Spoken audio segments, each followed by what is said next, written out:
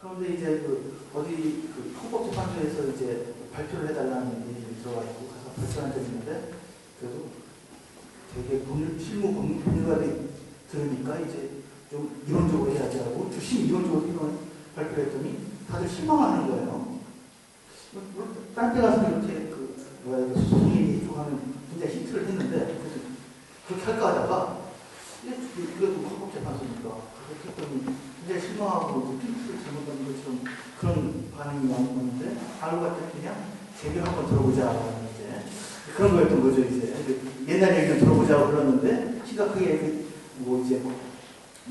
판결의 법정력이 어떻고 그 개념 정신이 어떻게 생겨나가지고 그러니까 이제 하고 그냥 가는 거죠. 이제 다시 말해서 이제 실정법 학자들은 사실 기초법 학자들이 별로 에 대해서 그렇게 자신들이 좀 약간 튄 사람 아닌가 모양 자신들이 이제 배우고 참여해야 된다는 의식이 없는 것이고, 결국 따라서는 이제 그것이 뭐냐면 기초법 하는 사람들이 아직까지는 기초법학자들이 아직까지는 실정법 하는 사람한테 이것이 필요하다라는 메시지를 줄 정도의 연구 성과들을 내지 못했다라고 할 수도 있는 거예요. 사실. 그러니까 우리가 반성해야 될 점이고, 항상 그들한테 이제 수세에 몰려서 살아야 되는. 그것도 아니야. 아까 특허를 냈더라면 누가 특허료를 받을 뻔했다는 아이디어 내는 거 그거 왜 실무 법률가들이 오히려 배우고 있잖아요. 아무도 안 배우고 그냥. 나도 그런 써보라는 말이니까. 아니야. 나도 특허를 특허료가 있다고 한 것 같으면 특허료를 받았을 아이디어를 나도 많이 낸 사람인데, 아까 관세법을 포함해서 상당히 많은데, 필요할 때는 이 사람들이 이걸 구한다고요. 필요할 때.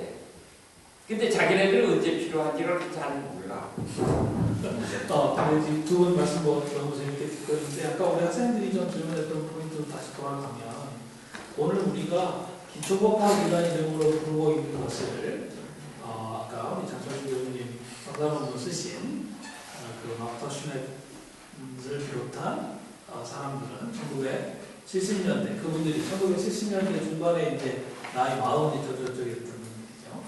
그분들이 그때부터 약 20년 정도 비판법학이라는 이름으로 스스로를 지칭하고 미국에서 아주 큰 운동을 만들었었어요. 그러다가 이제 90년대 중반 이후부터는 그분들도 다 좀 연로하시고, 그래서 상당히 기세가 약해졌다고 볼 수 있는데, 이 비판법학이라고 하는 것은 결국 이제 기초법학하고 내용은 같은데, 다만 기초법학은 이 실정법학이라고 우리가 얘기하잖아요. 그것들의 이제 기초를 튼튼히 하자, 이런 어프로치를 하면, 비판법은 그 기초를 튼튼히 한다고 하는 것은 결국 실정법이 서 있는 법체계 자체의 어떤 전제나 구조나 한계나 이데올로기나 하는 것들을 드러내고 그것을 비판하고 거기에 대해서 대안을 이야기하는 이런 방법이어야 한다는 겁니다. 여러분 실정법학은 여기 법학 전공한 사람들이 많아서 얘기하는데, 그 도그마틱 자체가 굉장히 복잡하고 커요. 그래서 민법 같은 것은 그거를 그냥 따라서 한번 읽는 데만도 거의 2년을 바쳐야 할 만큼 큰 분야예요. 그러니까 실정법학이 가지고 있는 거대한 힘은 도그마틱 안에 들어오면 너무 복잡하고 힘들어서 아예 그 전제에 관해서 의심하지 못하게 한다고. 네? 근대 민법의 상원칙 처음에 첫 시간에 배우고 그 다음 시간에 수정 상원칙 배우고 나서 민법 공부 끝날 때까지 그 상원칙들에 관해서 한 번도 그게 왜 원칙인지를 질문하지 못하게 만든다는 겁니다. 그런데 기초법학은 바로 그 원칙을, 그 전제, 원리를 의심하게 만든다고 하는 점에 가장 큰 의미가 있어요. 근데 이제 요 의심이 어떻게 시작되느냐, 사전적인 방식으로 시작되느냐, 아니면 우리 여기 지금 몇 분 계십니다만은 근대민법의 상원칙을 가지고 성립한 법체계가 있는가 하면 그런 것 전혀 없이 성립한 법체계가 있을 수 있다는 겁니다. 예? 미국에 이제 여러분 보고하다면 좀 이름 들어봤을지 모르겠습니다. Rhythm Minds 이런 수업에서 칼 루웰린이라는 분 얘기를 아마 들었을지 모르겠는데 그분은 미국의 시카고에 사는 사람인데 콜로라도 산속으로 가서 샤이안이라고 하는 인디안들과 한 2년 정도 살아요. 그리고 나서 샤이안들이 갖고 있는 법체계가 있다. 그래서 샤이안 웨이라고 하는 유명한 책이 있습니다. 이를테면 그런 어프로치. 그건 사실 샤이안들에게 가 있었지만 사실은 자기가 익숙하게 생각하고 있었던 미국이라는 법체계의 기본 전제가 뭐가 잘못됐다고 생각했기 때문에 그 대안을 갖기 위해서 그 인디안 마을에 갈 수 있었던 거죠. 또 우리 지금 법사학 하는 사람들, 아까 우리 질문한 친구는 우리 법사학을 저 교수님께서 강의하시는데 다음 학기에 꼭 좀 들으세요. 비판법학에 전에 가는 김현장 변호사가 들어가면 질 사건이 이기고 또는 유죄가 무죄가 되고 그냥 일반 변호사가 들어가면 무죄도 유죄가 된다. 그러면 그 현상 자체를 문제거리로 삼는 거 이게 법사예요. 왜 그렇게 되는가? 그럼 일단 어떻게 해야 되는가? 그 김현장 변호사가 누군가?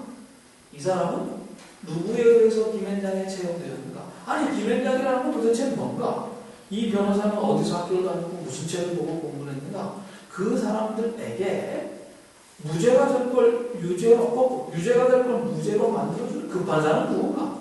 김현장 변호사와 그 판사와는 어떤 관계에 있는가? 이들이 연결될 수 있는 고리는 뭐 이런 거 공부해 보는 거예요. 그냥 현상만 보고 이게 아니고 그 현상을 지금 내가 얘기한 건 실제로는 우리 사회에서 벌어지는 법, 살아있는 법, law in action 이지만 그건 교과서에는 나오지 않는 거. 그건 오히려 실제로 그 사건의 현장 속에서 받아붙어가지고 사람들을 인터뷰하고 자료들을 보고 가서 참여 관찰을 하고 그렇게 해야만 얻을 수 있는 겁니다. 자, 오늘 우리가 그 기초법학에 대해서 주로 얘기했지만 법체제의 전제를 붙잡고 늘어진다라는 차원에서 이건 다른 이름으로 부르자면 비판법학이 돼. 그렇기 때문에 기초법학이 비판법학이 되는 순간 이 기초법학은 법학운동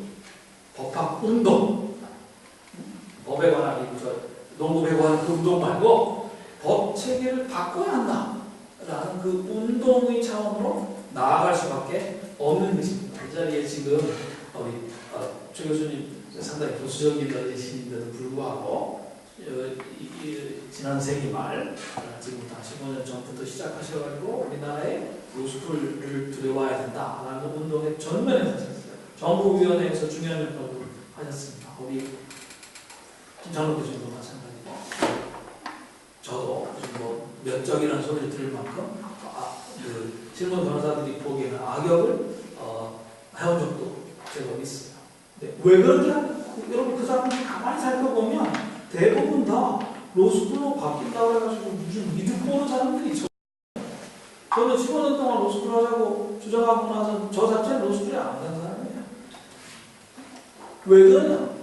이건 우리 사법시험으로 상정되는 법체제 자체가 딛고 있는 기본적인 전제, 구조, 또는 이데올로기, 그 컬처 이런 것들이 뭔가 앞뒤가 안 맞는다.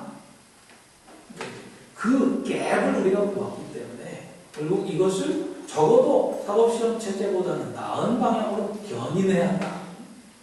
예수 믿는 사람들 성령의 견인이라는 알잖아요. 우리는 세상 속에 그냥 헛 존재로 사는 것이 아니라 결국 그리스도의 영으로 함께 살아가는 것인데 우리가 세상에 들어가서 할 일은 개혁이고 바꾸는 것이고 잘못된 것으로부터 조금 더 나은 방향으로 끌어내는 것이다. 그 역할, 그러니까 법학운동의 차원으로 나올 수밖에 없다.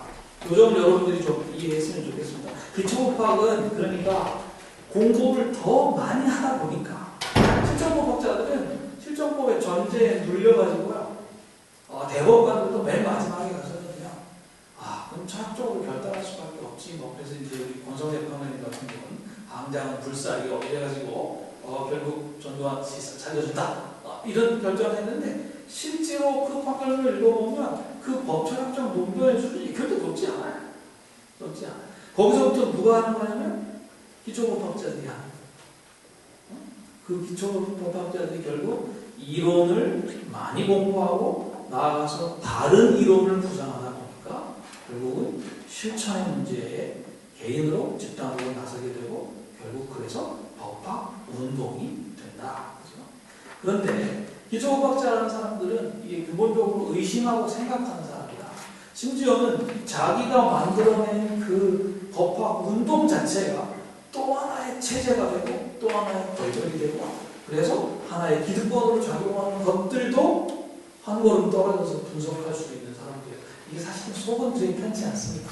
그러니까 굉장히 좀 어려운 작업인데 여기 지금 오늘 여러분 읽은 글 중에 김장록 교수님이 가져오신 글 중에 그런 부분들이 좀 있었고 또 제가 여러분들에게 말씀드리고 싶은 것은 뒷부분에 한 가지 그러니까 밖에서 오신 네 분 교수님들을 하나씩 제가 허락도 안 받고 갔다가 했는데 우리 홍성수 교수님 쓰신 이 민주주의 법학 연구의 20년을 맞이해가지고 이 민주주의 법학 연구에 가입하지 않고 태생적으로도 별로 관련이 없었던 바깥에 있는 법사학자 한 사람 굉장히 좀 심하게 민주법학 잘못 가고 있다.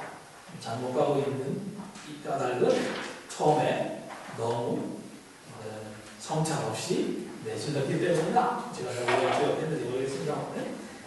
아주 좋은 글을 쓰셨습니다. 결국 기초법학적 사유를 끌어가는 가장 큰 사주가 뭘까? 글쎄, 제 생각에는 디스트랙션? 너무 좀 한번씩인지 모르겠습니다만 자기 성찰. 이 법학의 가장 최고봉이라고 할 수 있으면 실천적으로 역시 형벌재판소에서 결정하는 걸 겁니다. 구당 선생의 뜸도 사회적으로 허용되는 것이다. 그래서 이제 이번에 결정이 맞죠. 그 결정이 딱 나면 실전법학자들은 문제 해결됐다. 구당 선생의 뜸도 놔도 된다. 하고 끝나지만 기초법학자는 그때부터 사유가 시작되는 거예요. 왜? 법철학자는 법철학자들, 법사회학자는 법사회학자들, 법인류학자, 법사학자는 또 그날인데 왜를 묻고 그 왜에 대해서 답을 해가는 과정에서 이론도 심화되고 때로는 좀 거리에 나서서 시위도 하고 아까 여러분 언급하셨습니다만 전두환 노태우 시에 대한 95년의 처벌이 있었는데 그 95년의 처벌이 있기 전에 우리나라의 검찰이 그때도 지금 결국 같은 검찰인데 검찰이 성공한 쿠데타는 처벌할 수 없다라고 해서 그 불기소 처분을 먼저 한 적이 있었어요. 근데 그때 검찰의 불기소 처분이 잘못됐다라고 해서 정면에 나서서 이제 이 결정 자체가 잘못됐다는 걸 주장하는 분들 중에 평소에는 그런데 전혀 나서지 않으시다. 우리 사회의 대표적인 법철학자들이 있습니다. 우리 여기 계신 분들 중에 우리 최 교수님한테는 다 친구들이시고 또 후배들이시고 저희들한테 선생님이시고 마우리 교수님, 심화적 교수님 다 나서서 열심히 일하죠. 그 법학 운동의 차원, 자 기초법학 오늘 많이 얘기했지만 비판법학, 대안법학, 법학 운동, 견인, 개혁 이런 문제들이 좀 관련되어 있다는 점을 말씀드리고 싶습니다. 제가 좀 사회자가 너무 말을 많이 했는데 우리 이영호 교수님 아까 말씀하신 그런 게 좀 있었는데 괜찮습니다. 이제 해결하겠습니다.